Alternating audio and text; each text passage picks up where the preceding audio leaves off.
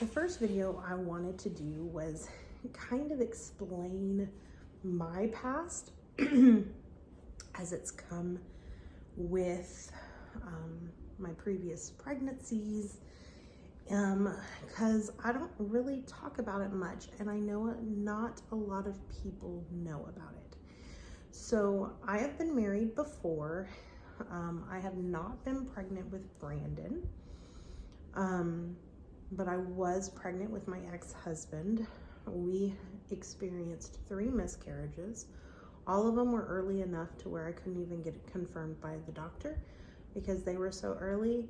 And then the hardest one I experienced is an ectopic, which is a tubal pregnancy.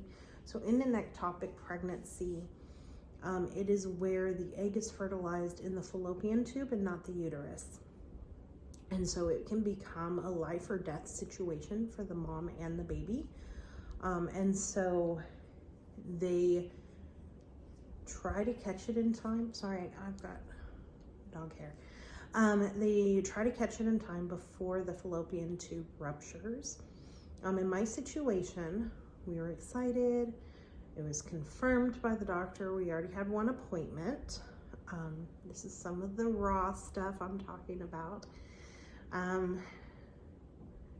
We were excited. We had it confirmed by the doctors. We already had our first appointment.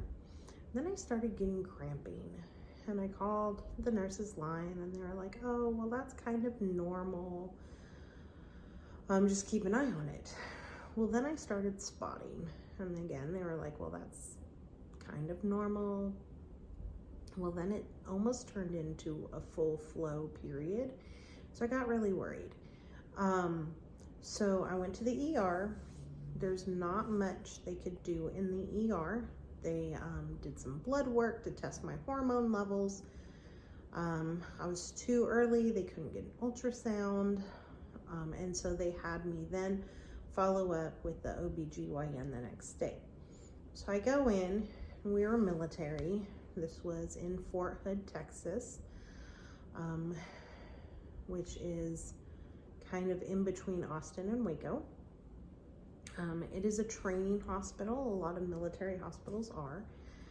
So we get a person, and they had a helper who was training, and they redid the lab work to check my hormone levels. And they said that my hormone levels were fine, that they were doubling. They did an internal ultrasound with the probe, a vaginal ultrasound. Obviously I was not far along. So, I mean, they could tell that my uterus was growing and looking like it was supposed to. They didn't see anything in there, but they said that that was not uncommon for being in the beginning, but they could tell that my body was reacting like it was pregnant. So we were excited, we were happy. We were gonna have our rainbow baby. So I was taking my husband back to work, or my now ex-husband, and the head of the department, the head of the OBGYN department called me and said, "You know, things just aren't settling with me very well. I think you should come back in and come and see me." So he went in, he talked to his chain of command, said, "Hey, we need to go back." They called us back in. So we went back in, and he goes, "Looking at your numbers, your hormone levels are not doubling like they're supposed to. So they're not growing as fast, which indicates either a miscarriage or an ectopic, a tubal." So they started running all these tests to try to figure out which one it was. So they were doing ultrasounds, they were checking my hormone levels. So at this point, they estimated that I was roughly about 8 weeks. So for the next 3 weeks, I was going in 3 times a week. Monday, Wednesday, Fridays, every week, for hormone checking and ultrasounds. They continued to monitor. They soon got a heartbeat. And so they were like, well, are you really miscarriaging, losing the baby? Like, what's going on? So after about a month of daily check-ins, they were like, we think that you're having a miscarriage. We need to schedule a DNC, which is a surgical procedure for, to kind of clean out your uterus. Because my uterus was growing, but it was, they could see a little bit, but they couldn't see much. So that's what the regular OBGYN said. Well, then, just like that first appointment, the head of the department was like, something's still not settling right. We can hear a heartbeat, but we don't see anything. We don't know what's going on. So he did some more tests. He did this. He did this one test where they had to stick something that looked like a crochet needle through my cervix, swirl it around and pull it down, to test the cells in my uterus because it was growing, but it was empty. And then he started explaining about a tubal, what an ectopic is, because he was hearing the heartbeat. Nothing was growing in my uterus, but it was all pregnancy cells. And so they did the day I was supposed to have my DNC, I went in.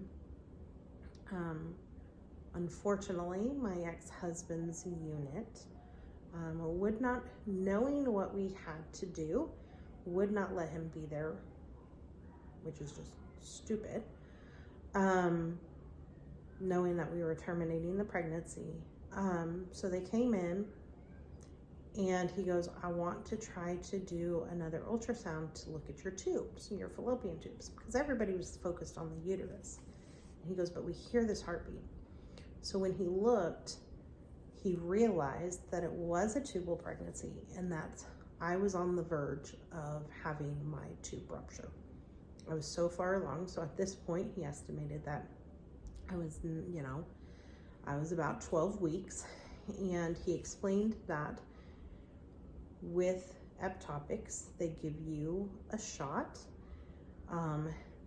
that helps your body attack the cells of the baby. So basically you're attacking it as if it's a foreign object, shrinks. He said, I was like, okay, well, can we schedule this so that my husband can be there? And he goes, if we don't do this now, you're gonna lose your tube. And then it becomes a life and death situation for you because of internal bleeding. He goes, but I'm gonna be truthful. I've never had one this far along with a heartbeat. I don't know how much medicine to give you. And I said, okay, so what do we do? And he goes, unfortunately, sorry, getting teary. Unfortunately, we have to hook you up to the heart monitor, and we have to administer small dosages until the heartbeat stops. So there I was, alone in a hospital room, hearing the heartbeat.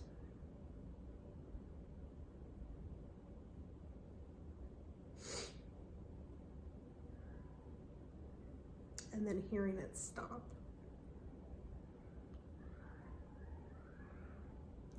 Sorry, I told you these videos are gonna get raw. So I had to listen to the heartbeat stop, and I will tell you, that is the hardest thing I've had to do, ever, the hardest thing. But my fight didn't stop there. The lovely U.S. military put on my medical records that it was an involuntary abortion, which technically it was not voluntary, and it was technically an abortion. But I did not like that. I believe that an abortion is used for specific situations. And I did not want that on my record because I didn't want people thinking I chose it, even though it said involuntary. So for the next year, I had to fight for them to change it on my medical records. And my defense was, it has a medical term, ectopic pregnancy, use it. And it went all the way up to the head of the whole hospital and the head of the base. And it was finally approved, so they finally changed it. I have not been able to get pregnant since then with my ex-husband or my current one, Brandon. So when Brandon and I have done our fertility treatments, which I'll talk about in another video, they say that my tubes are fine and everything, but I just can't get pregnant. So that is my history.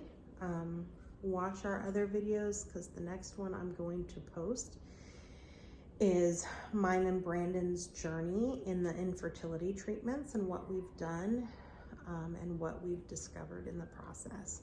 So thanks again for your support and your love and watching these videos and taking this journey with us.